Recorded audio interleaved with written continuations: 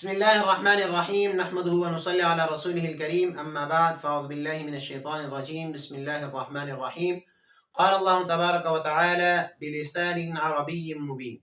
وقال النبي صلى الله عليه وسلم: أحب العرب لثلاث: لأني عربي والقرآن عربي ولسان أهل الجنة عربي. صدق الله العظيم.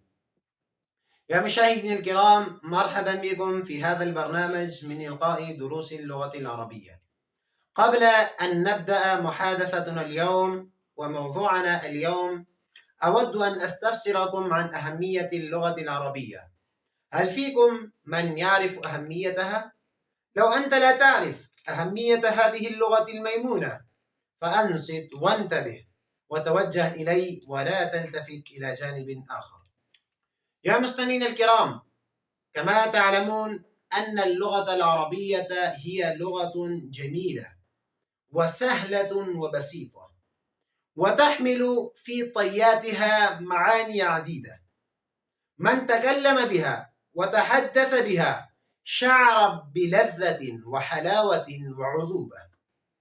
لذا أقول أن اللغة العربية هي من ألذ اللغات في العالم ومن أشهر اللغات في العالم، وحضنا على تعلمها نبينا صلى الله عليه وسلم حيث قال: أحب العرب لثلاث: لأني عربي والقرآن عربي ولسان أهل الجنة عربي.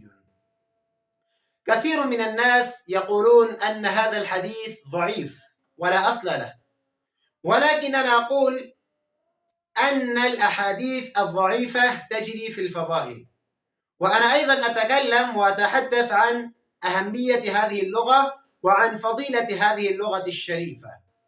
وهذا الحديث يدل على أهمية اللغة العربية وعلى تعلمها.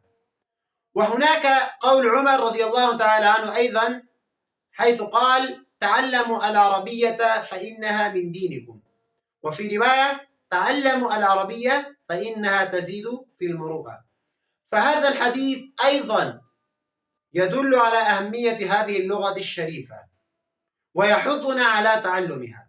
لذا علينا أن نتعلم هذه اللغة الشريفة بأكملها وننشرها في أنحاء العالم. لذا أقول: تابعوا الصفحة، تابعوا صفحتي هذه وانضموا إلينا وكونوا جزءا من عائلتنا، وابدأوا رحلتكم الآن ليصلكم كل جديد. فجزاكم الله أحسن الجزاء، والسلام.